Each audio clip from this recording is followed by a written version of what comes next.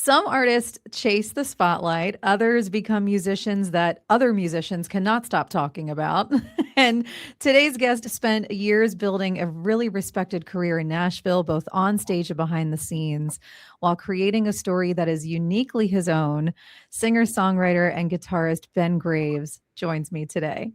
Hey, Thanks so Deanna. much for being here. Oh, it's always a pleasure. You're totally easy to talk to. I love it. Oh, thank you. I think the same about you. I mean, you're such a great conversationalist. And, the first time we met, I was so impressed by everything that you had accomplished. And there was so much to talk about. And I almost felt like, just not enough time. So I'm really happy we get to sit down again. Likewise, yeah. No, my life has been a series thus far. So it's ongoing, thankfully, of some pretty idiotic chapters, but they're nothing if not entertaining. I promise. So That they are. Well, the last time that you and I spoke, you told me a story about how your parents had you start on a piano in church and you sort of bombed it. But that didn't seem to phase you. I mean, was it that moment where you, because I remember you mentioning how you like started a couple octaves too low and then you ran out of piano. But was that maybe a moment that kind of helped you decide that like music was something you wanted to pursue? Because I mean, that was a pretty traumatic experience that could get a lot of kids to say, you know what, I'm giving up. I love a challenge. And yeah, when I was so my folks, I mean, I forgive me for getting all woo on you here in a second, but my folks were both pianists. My dad is still with us, and he still plays the piano and goes for it, man. He is fearless. And they started me when I was 5, and I had a church recital, yes, and I started the piece 2 octaves low. I mean, I guess I like the low range of the piano because I started way down there. And at some point, I ran out of keyboard, and for a 7-year-old, however traumatic an experience can be, this was a traumatic experience for me. And I just got up and went back to my seat, and I was just like, man, piano, no, we're done with the piano. Forget it, I'm done. Yeah, no, the parents' idea was a bad one, and then like 3 years later, there was a guitar floating around, and I picked that up, and my sister was studying guitar, and so I had to study the guitar, and then I started band saxophone and all that. But I'll share with you a little. This is gratuitous, but when I scuba dive, this is a passion of mine, and so we finally got to do the Red Sea. A buddy of mine and I did a liveaboard in the Red Sea in January, and we were coming back, and I'd taken this crappy little clunky travel guitar that broke down into a neck and a body, and it fit in the overhead. It was called the overhead. You notice I'm saying was, because I left it in the overhead appropriately. In Switzerland, when I was like, been up for 24 hours, I was jet lagged, I forgot the freaking guitar. I didn't really care about it. $400 gone. I don't care. And then I get to O'Hare, and I'm like 36 hours, no sleep, and there was one of those pianos in the terminal. And I just sort of said, I don't give a damn. And I sat down fearlessly, just sort of played. And I didn't care that there were all these people and that some jackwagon sat down after me and totally smoked my butt. I didn't care. It felt so right. And I got home, and that night I just woke up in the middle of the night, and I'm like, I'm supposed to be playing piano. So I've been putting in like 2 hours a day working on Beethoven sonatas, and I'm really in this mindset right now. I'm really into a lot of romantic era piano music. Wow. Yeah, it's consuming me. It's so beautiful, man. Just when you think you've got Beethoven figured out, like you don't. It's just. That is just so wild that like after all these years you were able to revisit it and you're like discovering this love. Well, I mean, I kind of understand because when I was younger, my parents like forced me to practice piano and stick with it. And you never want to do what your parents are trying to make you do. But now today, I kind of wish I had those skills. So like I really like think that's admirable that you're like, you know what, I'm going to give it a go again. Well, it is, there is a professional development aspect to it because I am a music educator. I'm a career music educator. And the longer time goes on, the more I love that role. And I see it as a sort of I don't know, somehow cosmically appropriate. I'm a music nerd. I'm always going to be chasing the next thing. And if I get locked Yeah. into performing or a road gig with an artist or whatever, it can get very static. And so I prefer the role of the music educator, but yeah, I'm a total nerd. So, it just kind of tracks. But no complaints. Yeah. I kind of wish I'd stuck with it, but but here we are. It's never too late. It all So comes back around, I guess. let's hope so. Yeah, I'm Well, banking on it. do you recall a moment when you were younger that music went from being something that you just really enjoyed to something that you knew you could not live without? Yeah, I mean, at every juncture, I don't know. I'm one of these people, like, music. Um, I don't know. It's always been like that. Like, music makes me cry. I don't. Music affects me emotionally. My ex-wife. I've had partners, exes that just kind of didn't understand that, like, this or that didn't affect me emotionally, but then I'll start tearing up at a certain song, and it's just always Mhm. resonated with me. I did a lot of acting when I was younger, and somehow that never stuck, but I just could never get away from the people making music. And I hear two car horns and I'm like, oh man, that's a major seventh, that's beautiful. I'm a nerd. I can't, my ex-wife used to ask me what I'm thinking about. I'm like, B major 7, D7, G major 7, B flat dominant 7, resolving to E flat major 7, and then a 2-5 back to G. This is giant steps. I just like, nobody wants to hang out with me. Yeah. Is there is there you mentioned, music just makes you emotional, and I completely understand that. Like, is there a particular song that you can think of that every time you hear it, you're just tears welling up in your eyes? I mean, there are a few of them, really. And I tell students in survey classes, like, I always have them say, as a group, music is subjective. It's like my little modus vivendi. It's my little mantra that I, drill into their heads over the course of the semester, because I think it's the one absolute thing we can think about music. And here's why. When you were in your crib, when you were 2, maybe your parents blasted you with a tune. And, like, to use a situation appropriate for today, maybe it's Baby Shark. Maybe it's the worst tune ever conceived. But that song has, it just strikes a string in your heart or whatever. Yeah. And so you can't get away from that. There's a tune by Sarah Bareilles. So this is multi-tiered.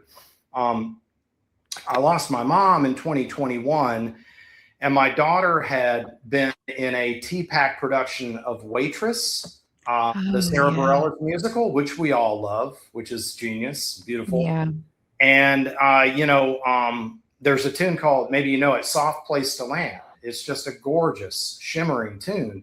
Yeah. And the first line is, sometimes I still see her, my mother, the dreamer. I'm Oh, getting told yeah. I'm thinking about this, like, and it has little sugar, butter, that little kind of obligato or whatever you'd call it that keeps returning throughout the song. Yeah. And I hear that stuff now, man. That any of that stuff from Waitress comes on, and I hear sugar, butter, flour, and I'm just a puddle. I mean, it's over. Yeah. And a lot of it has to do with it coinciding with my mom, and so there's a multi-tier connection to that tune. But yeah, I mean, I was listening to Supertramp last week, and I was just thinking, oh, I still love this song. Take the Long Way Home. It's like, that's a beautiful tune. Yeah. Dueling Yeah. clarinets and harmonica. You got a clarinet and a harmonica, like, trading. I Yep. mean, AI, man. AI can't touch this crap, right? Yeah. Yeah. I think that's a great, like, point to make, because we are in this world, unfortunately, where, AI is taking over a lot of things, and I think it can be helpful as a tool, but don't think it's good to overuse it because it's replacing creativity. And I literally just read before we sat down, I read something that said using AI for just a few minutes a day can completely start to diminish your own creativity and focus and your ability to critically think. And I mean, it just makes so much sense. I don't disagree. I mean, to say Yeah. nothing of the environmental impacts or whatever, we could go on and on. And it's important to remember that it's the basis for a lot of apps now. So it's going on behind the scenes, whether we like it or not. But, as an educator, like critical thinking and problem solving are going out the window, man. Yeah. I mean, young people just aren't. My daughter, I see my daughter doing this. She just defaults to AI, let's ask AI, and I'm like, let's not, you know, Yeah. but that's her go-to. And I mean, I shared this with her, and I've conveyed to her how much I think is important that she keep, using her brain to solve problems, because these are the skills that help you, as you grow up, as you Yeah. navigate life, improvisation, like problem solving. A lot of musicians that I know are capable humans because they're good at improvisation. They're good at solving problems on the fly, Yeah. and AI takes care of that for you. I don't know. I'm not too fatalistic about it because it doesn't really affect me. I'm going to keep on creating. I'm going to keep, this is my compass, the musical circle of fifths. And it's like, I'm going to keep teaching that. I'm going to keep sharing that, the passion that I have for it, with younger people, usually, who have the same passion for it. People of all ages, I have people come to me and say, I want to learn music. I want to learn the language of music, or I want to learn guitar or whatever. And the only reason I want to teach them is because they're passionate about it. Yeah.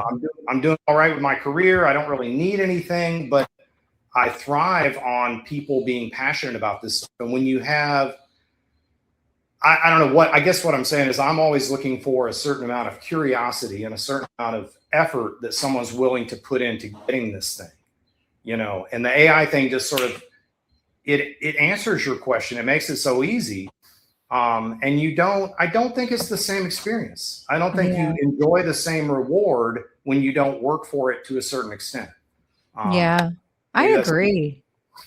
I agree. I mean, there's even time like I feel like that notion can be applied to so many different parts of life. Like, I don't feel like I take as much pride in my living space when I have someone else clean it as when I clean it myself. Like, it's the same thing with AI. It's like if you're going to rely on someone else to do the job, I feel like you don't appreciate it as much. I agree. I Yeah. agree. I think, it's, as has been said, it's the process, it's the Yeah. journey, it's not the destination. And now we really, there's so much immediate gratification everywhere. I mean, it is what it is. I guess I'm lucky in that I enjoy the process. I really enjoy playing the guitar. I'm not like, man, let's get this demo done so we can go, get lunch and have drinks or whatever. No, man, I want to play more guitar, Yeah. play music. Let's do it. So it's the process. Yeah, I went to a jam session last night. I had a blast. I wasn't getting paid. This is what I like to do. So, Yeah. and there are still, and that's what I keep telling young people. It's like, if you don't absolutely love this in 2026, be a veterinarian, or be a postal worker, be a doctor, be a lawyer, do something else. Yeah. I'm not even talking about the money or the lack thereof. I'm just saying it's not going to fulfill you. But Yeah. if you love it and you have to do it, then you have to do it.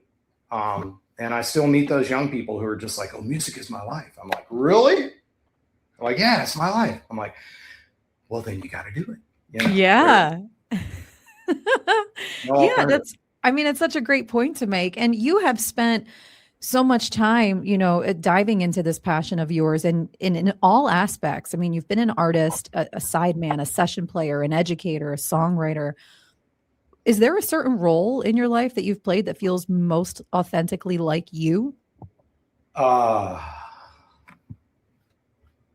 um, I mean, I Playing guitar, I guess. I came through the, I did the sax player thing. At some point, it was like in my grad school, during my grad school career.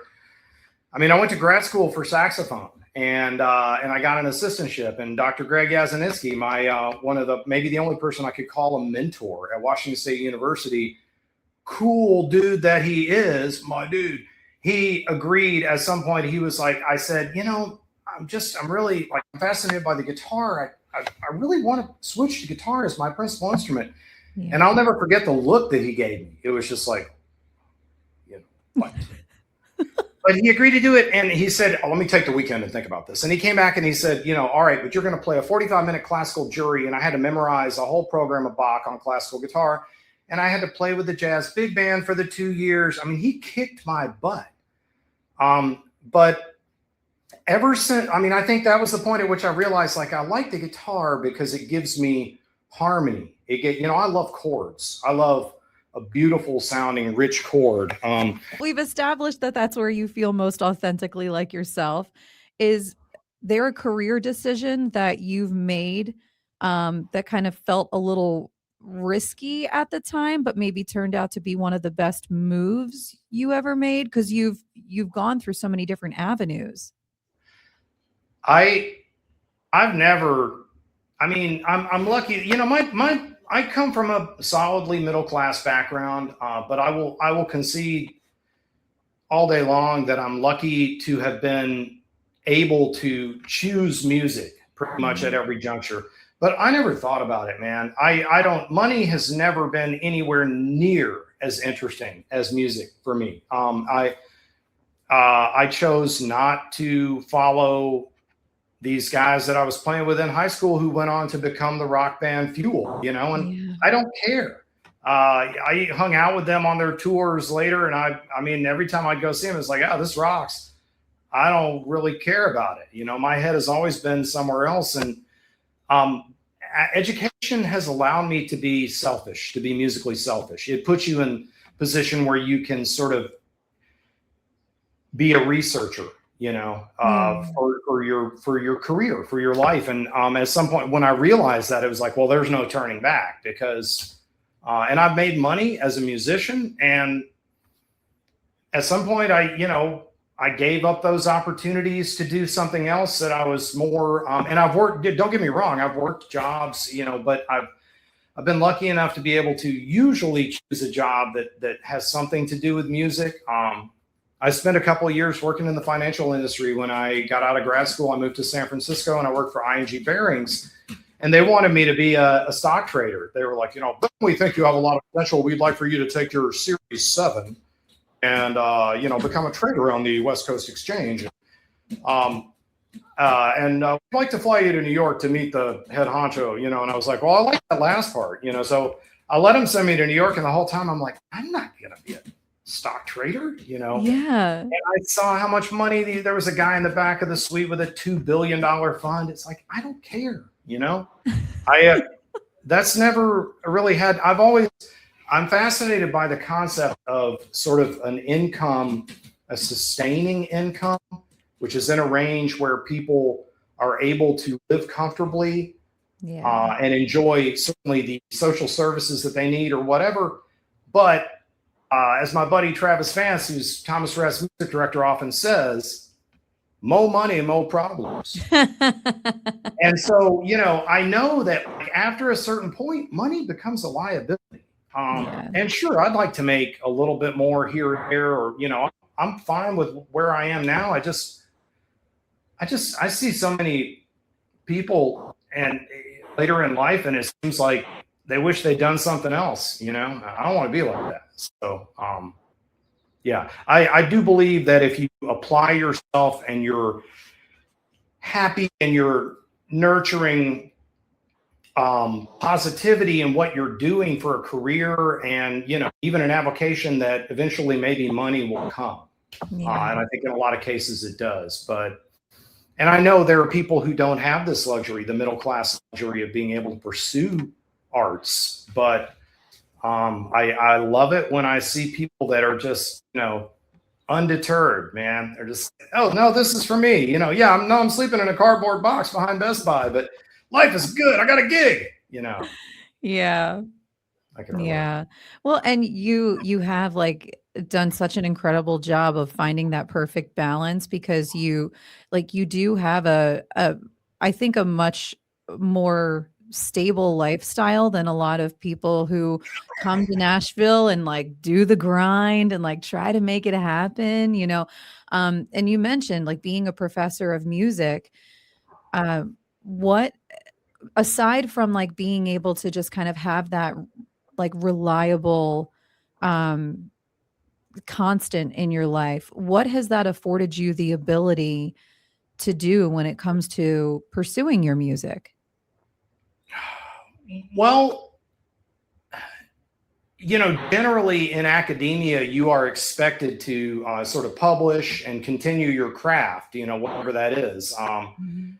And so for me, you know, I put out a record that I can still listen to a year and a half ago or a year ago or whenever and I don't know. I think there's been more gratification just sort of on the humanitarian front or whatever. Like I feel like academia has it's allowed me to continue to try and be a more cultured, open-minded person.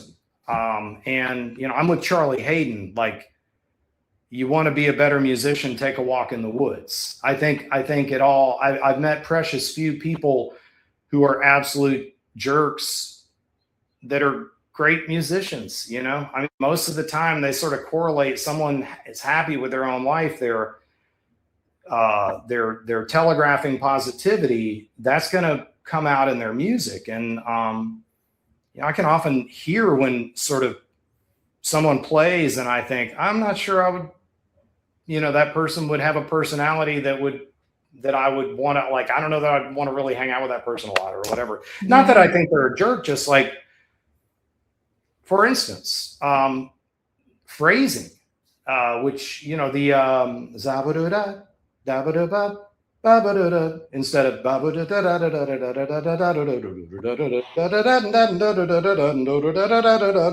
you know, that last one, I'm going to run out of breath. Thankfully, vocalists have to breathe, so they have built-in phrasing. Guitarists are, you know, especially in this town, man, shut up. Stop playing. People have no idea that if they stop playing, they'll actually be better received. You know, their music will make more sense to people. So, I mean, that's like, that relates to what kind of a person and a personality you have, I think, or what kind of mood you're in, right?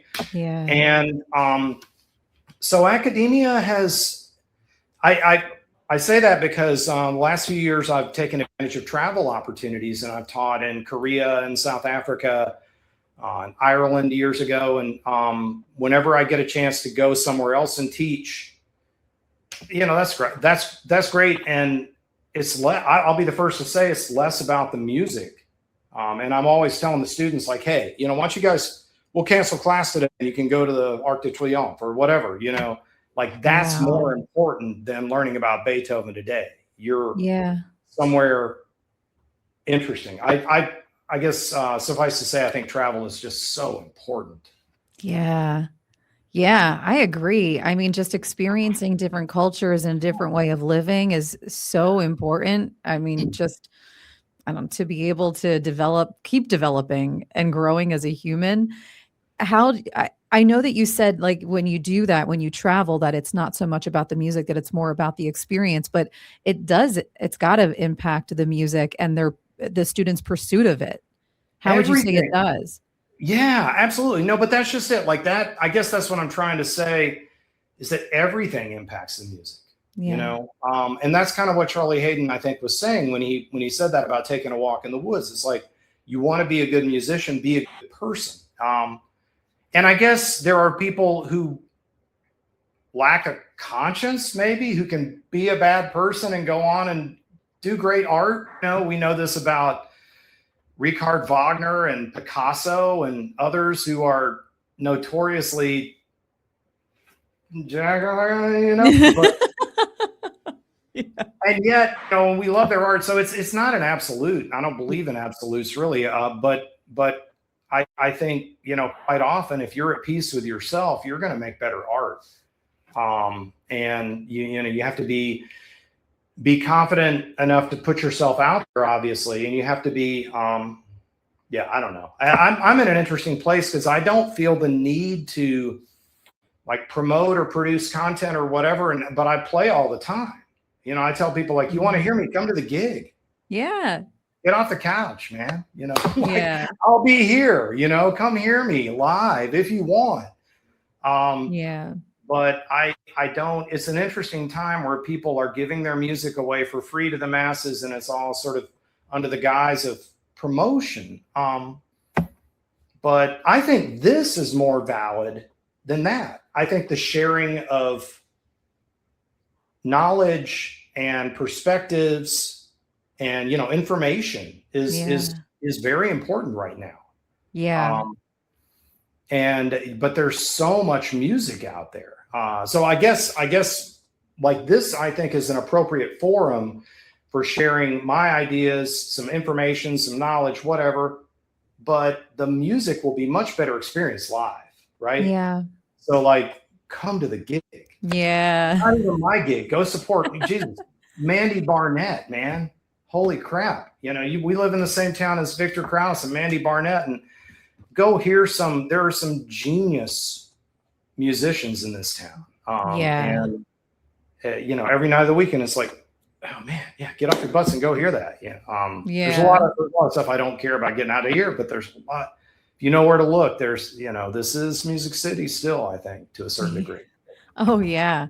I mean, every time I go to a performance anywhere, it doesn't matter. 9 times out of 10, usually 10 out of 10, it's always an experience I walk away going, wow, like I never would have expected that. And it was always a great performance. I'm turned on to a new songwriter. I learned a story I never knew. I heard music I never heard. It's always great. Yeah. And it's, you never regret it. And you know, you quite often in this town, there are opportunities. A lot of people, you know, complain about cover charge or whatever, but there's plenty of music to go for free. Now, you know, I think to a certain extent, you do get what you pay for. And, you know, if you're like I mentioned, Victor Krause, he plays with his group at Rudy's on the regular. And if it's a $10 cover or whatever, I mean, that's nothing. Don't even think about it. My buddy Jay Weaver, who was one of my first sort of touchstones in town, he was Dolly Parton's bass player for years. And we worked together with Raul Malo for 3 or 4 years. And Jay is always, he's adamant about this. He'll say, pay the cover. Because everybody wants to be guest listed in this town, you know? Yep. Hey, can you put me on the list, dude? No, but I'll see you at the gig. Pay the cover, you know? Pay the cover. Pay the cover. Go to the gig. Exactly. Put money in the musicians' pockets. Yeah. Yeah. And because that's how a lot of musicians thrive. I mean, you know, buy the music on iTunes, pay the cover charge. You know, you have a whole life outside of music, you know, which is something that not a lot of people can really say. You know, like you're a dad, you work full time, you gig, you write, you release songs. Considering everything that you're juggling, do you think that your best songs come out of discipline in your routine or waiting for the inspiration? I mean, my writing is very piecemeal right now. I work on stuff over a long period of time. Stuff is usually just kind of percolating behind the scenes, and then it'll come back to life if I come up with, it's like, oh, that would be a great verse for, you know, song number 372 in the unfinished file back here in the medulla oblongata or whatever it is. I stuff just kind of limps along, but yes, life definitely informs the music. I mean, one of the songs I'm working on right now is about diving, and just I'm trying to capture the sensation of being underwater. Which have you ever dived before? Like, I mean, no, not deep sea. Like I swam competitively for a very short period of time in my high school career, and that was it, but never anything outside of that. But when if you're swimming and you swim underwater and you're 3 feet underwater and you swim for 20 feet, it feels really good. Like the outside world is like far away, right? Yeah. And so when you get down to even like 5 meters, when you go down to 15 feet, all of a sudden you're just like, man, I got about 45 minutes of bliss.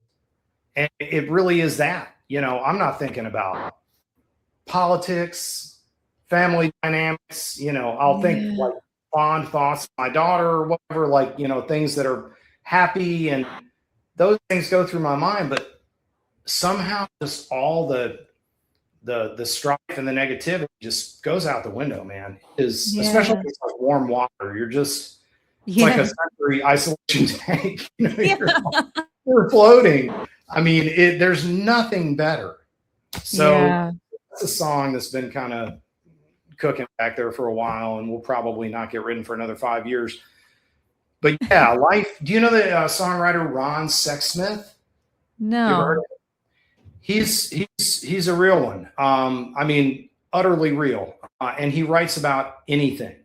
One of his songs is called "Pretty Little Cemetery," and it's a song about a pretty little cemetery. I mean, it's always a great song, and his melodies are amazing. So I'm a firm believer. I did songwriting workshops years ago at the National Guitar Workshop with R.L. Castleman, Robert Lee Castleman, who wrote a bunch of stuff for Alison Krauss. Yeah. And he was very adamant. He would say things like, "Oh man, you write about anything. What do you write about, R.L.? You write about anything." And this guy would go to coffee shops and just eavesdrop. He would like sit in the corner with his hat on and just listen to conversations and be like, "Oh man, that's fascinating." Here we go. Oh, well, that's kind of cool. I mean, it's kind of creepy, but it's kind of cool, Yeah. Yeah. Listening to other people's conversations, but also it's like, how'd you write that song, R.L.? Yeah, I was eavesdropping. I'm a peeping Tom. Yeah. No. Oh God. Yeah. No. But I mean, you write about anything, and I'm teaching. This is really slaying me. I had my first week on at this facility yesterday, but I'm doing 7 sessions at a recovery facility for young people teaching songwriting. And it was the same thing. It's like a lot of what they listen to is rap and hip hop, and the subject matter is limited. And it's what rap and hip hop songs are traditionally written about, sex, money, guns, whatever. Yeah. And I kept asking these students, like, what do you want to write about? I don't know, sex, money, guns. And I was really trying to get them to embrace the idea that, you can also write about like what you just had for lunch. That chicken teriyaki, man, that was slamming. Maybe it's not song worthy, but maybe it is. Yeah. And in the right hands. I mean, I wrote a song called "Leftover Indian Food," which is about leftover Indian food. Who knew? Well, I'm like really looking forward to how that song about diving turns out, because to be honest, I feel like you kind of touched on something. Like when you're submersed, the outside world is just muffled and like, just thousands of echoes away. So good, man. Yeah. Yeah. No, just like, I'm like the furthest from, I'm such a pragmatist. Like I would never be like suicidal or anything, but like, give me an opportunity to get away from the world. Yeah. I'm in. I'm all in. And that is it. When there's good visibility and you drop down, even if there's nothing to see and you're just looking around and it's blue. Yeah. Just, man, nothing better. Well, you have so much to offer students and other musicians, being an educator and being able to like go to these different spaces like this rehab that you're working in now.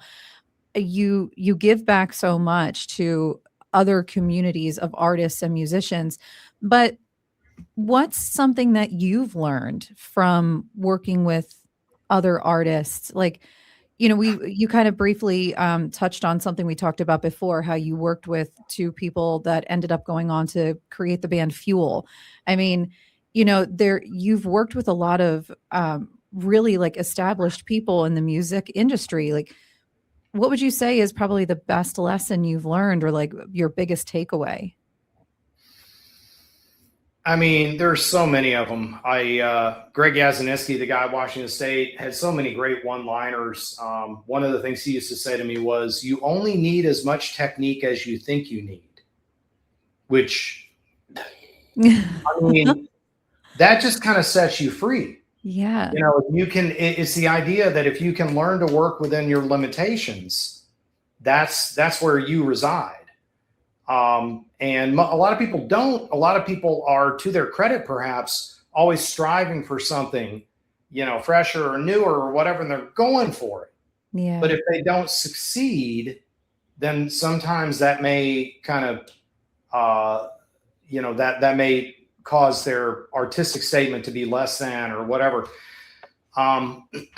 So I love that. I don't know, man. There's so much. Raul Malo, with his passing 3 or 4 months ago, 6 months ago, I was reminded of a lot of the things. We used to sit in the front lounge on the bus, and I remember him saying to me one time, "Life gives you clues." I'm gonna. It's kind of getting me here because I'm thinking about this, and it's so true. And I should have listened to it at different junctures. But he used to say, "Life gives you clues," and if you're smart, you pay attention. And I did a session with his son a couple of months ago, and I said, "Man, your dad slayed me a couple of times." And one of the things, and he was just nodding, and he was like, "Yeah." And Dino had talked about what a loss losing his dad was, and I'm sure, because his dad had some heavy stuff, man. We talked about singing, and I've studied voice, and I guess I've got some chops or understanding of the technique. But Raul said some things to me that were so, and we're talking about one of the greatest pop voices of all time, really, according to Roy Orbison and many others. Yeah. And he would talk about the position of the tongue in the mouth and stuff like that. So I've gathered a lot of sort of technical guidance and information and stuff, but the philosophical stuff is really, and it just, at the end of the day, I think it's kind of easy. It's just like, focus on being a good person, focus on being a good servant, focus on being a good parent. Yeah. And along the way, focus on being a good musician. But that last technical part, if you're in a good place, I think the music will reflect that, and it will have a positive vibe. There's a jazz pianist named Kenny Werner, if you know his name, and he wrote a book called Effortless Mastery. And a lot of what he talks about is just like, what are you thinking about when you're playing? And he's like, "Oh, I'm thinking, I'm so happy. This feels so good. I sound so good," and it's not cocky. It's just like, everything is great. Yeah. You're just, and I guess another thing Greg Yazaniski said to me, though, which is true, it kind of dismantles this approach. He said, "If it doesn't sound good, it's no fun." Yeah. and like, truer words, man. Yeah. Truer words. So true. I do think that, there are a lot of people out there playing music that objectively doesn't sound that good, but man, they're having fun. Maybe, I don't know, they don't even know it doesn't sound good, so maybe they're still having fun. So God bless them, But I mean, yeah, for me, it's just like the times where I felt like the music was in order, I've kind of felt like I've got my other, and I organize. To me, it's like, I think about, daughter, gym, music, coffee, water, air, diving, and it's like, what else? I don't know. I don't even have that many friends because they're precious. And the ones that I do have are musicians, We're going to hang. It's going to be at the gig. Well, tell us about the newest release, the newest project that you've been working on, and where it was born from. Well, I'm kind of in the planning stages for something a little bit down the road, and I think it's going to have more of a straight ahead jazz character. But that's just kind of that's being built back here somewhere. But yeah, Settle Down, I did a little while back at Brooke Sutton's studio over on Charlotte, which is called The Studio Nashville. And Matt Rawlings, producer extraordinaire, keyboardist. I mean, everybody. This guy, he produced Keith Urban's breakout record. He was Mary Chapin Carpenter's producer for many, many albums. Blues Traveler recently, many records with Willie Nelson. He won the Grammy for Best Record, for the Sinatra record for Willie.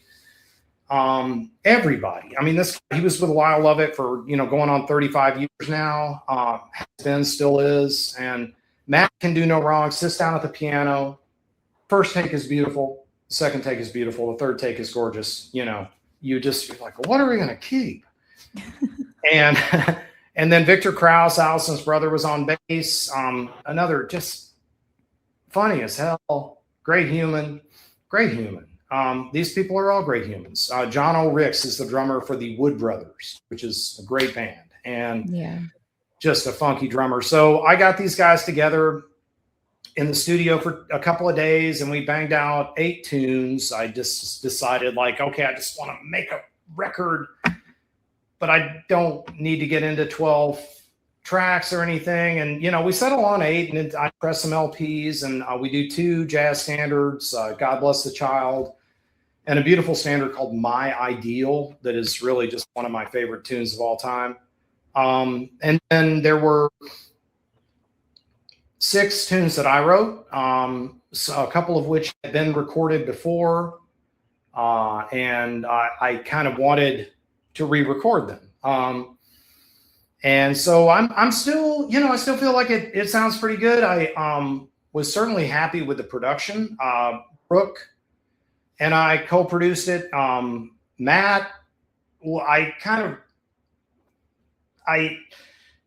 wanted to wear the producer hat, and Brooke was at the console, and it made sense for him to wear the producer hat. Matt is a Midas touch producer. I decided to let him play keyboards on this one, and of course he just did it. And Matt plays his instruments like a producer, so I kind of got a little producer vibe in there, as you do with Matt. Anytime he comes into the studio, his ideas are genius. So he comes up with something, and you're like, that. Yeah. But yeah, I was. It was one thing I believe in very strongly. If you want to grow as a player, you got to play with people who are better than you, who challenge you, who are at least as good as you. And these guys, man, it was like, I think I took a 4-hour nap the next day or whatever. I was just like, I'm done. We did tracks, and it just like, it was intense. I mean, these guys are all super chill. But the artistic energy was just amazing. It was a great experience. And pressed some vinyl, got some good feedback from it, some good reviews, and it's still kind of out there. I just, people ask me about it. I say, go listen to it. I also say, if you don't like it, don't listen to it. I'm making music. I have this conversation with people all the time. I'm making music for people who like my music. And I really do appreciate it, though. I really do, Deanna. I tell you, like when someone says, oh, listen to your record. It sucked. I hated it. It's the worst thing I've ever heard. My response is, thank you for listening. I mean, it is like pulling teeth to get anyone to listen to anything. I sent I've sent this link to some people in the past, and literally just crickets, and it's just like, hey, you don't have to listen to it, but I really appreciate it. And again, I don't expect you to like it. Yeah. I just want you to give it a shot. I cannot relate to a lot of the music that a lot of people listen to, and I don't expect a lot of people to like my music, but I've had people tell me like, hey, it's not really my bag, but it sounded really good. I'm like, that works too. Yeah. So.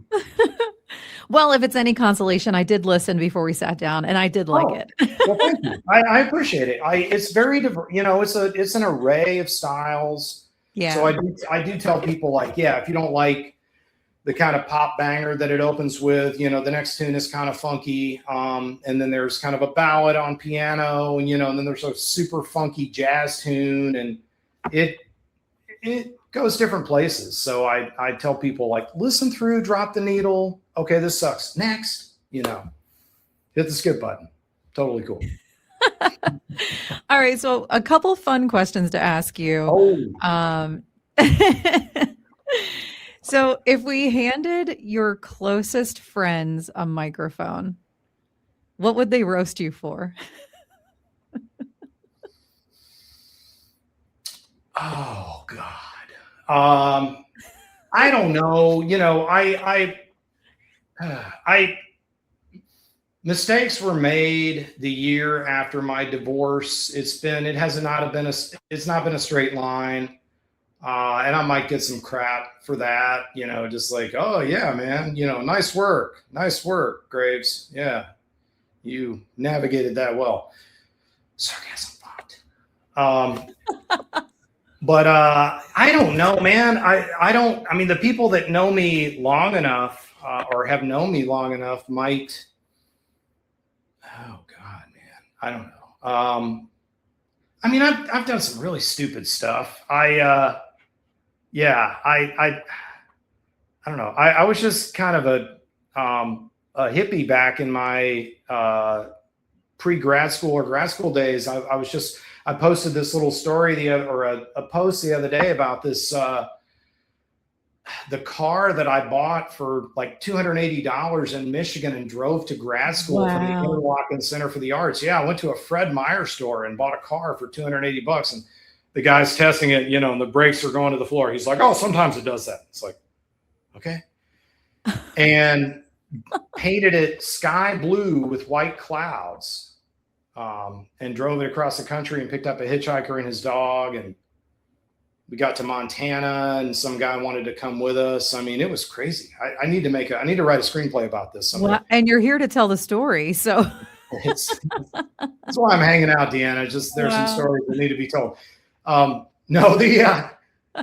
those who remember the chapters like that would probably be like, I remember that time, Wow. Yeah. I'm a redneck. I mean, we grew up in a small town in West Tennessee where we used to go sit on this, these pylon or these like columns that held up the overpass. And, between the columns of an overpass, you have this wall, this concrete wall. It's about that wide and it's about 8 feet tall. And in this case, it ran alongside the railroad tracks. And so we would go at 2 a.m. and like sit next to the Amtrak train as it went by at 80 miles an hour, 2 feet away. And it's, none of us died. Oh my God. We called it Amtrakking. This is what happens when you grow up in a small town and, you're bored. Yeah. So there are plenty of, man, I could go on and on. I think I've probably practiced more adult behavior with certain chapters, accepted since I've been here in Nashville. So a lot of the 2 or 3 close friends that I have here have plenty to roast me about, but the old friends, they know where all the bodies are buried. I mean, it's, it's pretty amazing. I look at myself and a couple of close friends and wonder how the hell we ever got out of West Tennessee. I feel like at some point in our lives, we all kind of look back and go, wow, probably shouldn't have made it through that. What was I thinking? Yeah. All right. Next. Where are you from again, Deanna? Oh, small town in New Jersey, South Jersey, middle of nowhere. I mean, it's right outside of Philadelphia, so it's not remote, but it's close enough to like the Pine Barrens that it's considered like the sticks, So small town girl. Yeah. Yeah. No, I think it's a good place to grow up, and then the trick is getting out and not going back. Yeah, 100%. All right. So speaking of thinking about your younger self, what would present day Ben tell like 21-year-old Ben? Practice. Don't quit the piano. Yeah. Damn it. My mom's going to love that one. Oh, yeah. Yeah. Practice, more. No, I don't know. I've always pursued creative avenues as they become available to me. And, my dad used to say, focus, son. And I find myself telling my daughter that. And so, yeah, I think that's a good thing. And nobody's focusing now. I mean, it's precious few people. You can tell, the 8-year-old who's playing the crap out of the piano, she's focusing, they're focusing. But a lot of people are just really scattered and distracted, and it's really hard to find people that are zeroed in. And I count myself lucky as having grown up in an era that allowed me more or fewer distractions. I remember, stuffing myself into my room and practicing Charlie Parker solos on my saxophone in high school. And I don't really remember wanting to go do something else, I mean, maybe at like midnight when I snuck out of the house, but until then, I was content to practice. Until then, you were focused. Exactly. Yes. And then I was focused on sneaking out. So. Yeah. Okay. Last one for you. If someone were to move to Nashville tomorrow to pursue their career in music, what advice would you have? Easy. Diversify. Is, unless you're coming in here and you are already an established practitioner of your craft, like in a sort of specialized way, if you're a Nate Smith and you play funky drums better than anybody else on the planet, then you come to town and be Nate Smith. But if you're 20-something that's just trying to get a bunch of stuff going on, I would say put out as many, cast your bread on the water, as they say, and cast as many slices, sorry, forget the metaphor, throw as many slices as you can out there in as many different directions. If you have any academic pedigree, get out there and try to find some teaching work. It will supplement. Everybody's teaching now. It's funny to me, people that shouldn't be teaching in this town are teaching. It's like there's no stigma about being an educator. I think it's funny. People are like, oh, this pays, so they do it. But yeah, I mean, whatever you got to do to get by, man, join that wedding band, learn some classical pieces. You're a guitar player, you need a Telecaster, but also maybe like a small jazz guitar so that you can masquerade as a jazz player or something, do as many versions of yourself as you can come up with. As was told to me when I first moved here by the great John Knowles, he's kind of a guru of guitar in this town. He was Chet Atkins' right-hand man. They were thick as thieves, And John said when I moved to town, he said, this town will cast you in the role that it sees you as being most suited for. And he was like, you watch, it'll happen. And for me, that was being a sax player. Like I had said, no, I'm here to be a singer-songwriter guitar player. And then somehow Raul heard me play saxophone. And he's like, man, you're a great sax player. Why don't you come play sax with me? And I said, okay. And then 4 years went by. And I had been looking over here, and all of a sudden I was over here, and I thought about what John said. So you got to be careful because opportunities will arise and you'll get distracted. And conversely, the other side of this that I would give people advice about is like, there's never been a better time to be you, to be the artist that you are.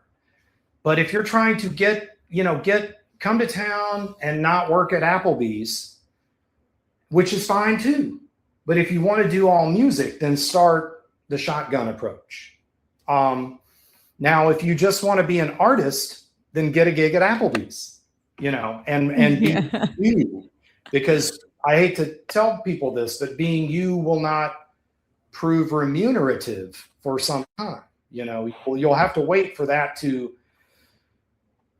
become, and that's a great path. If you're an artist, then don't compromise, you know, but if you're trying to work, if you're fresh out of Berkeley, yeah, go teach, go try and get gigs in a pit at TPAC. You know, go to Lower Broad, go wherever you can get a gig and learn. So yeah, but everybody's situation is different, and there's absolutely no judgment. I have the utmost respect for people who are doing anything and trying to be an artist, you know, on the side or behind the scenes. Yeah. You know, yeah. By all means, if you're a server or whatever you're doing, but your real dream is to do this or that, that's beautiful. That's great. Yeah.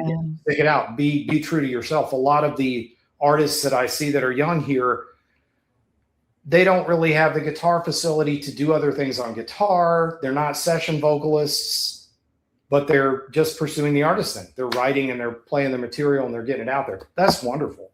Yeah. But I think if you have the means to try and go make supplementary income in this town, it's a good way to do it. Great advice. Ben, you've spent your career like not only creating music for yourself and other people, but like helping to, I don't know, shape the sound of like so many other artists as well along the way. And I just appreciate you taking the time to sit down and, you know, like take us behind the scenes on some of these experiences and your journey and what brought you here today. So thank you. Hey, thank you. I appreciate you having me. And yeah, you know, you just, you pull the cord on my back and I will talk. And I will not stop talking. So I'm here if you need me. Yeah, no, that's great. Thank you so much. This has been a pleasure. Always fun, Deanna. See you next time.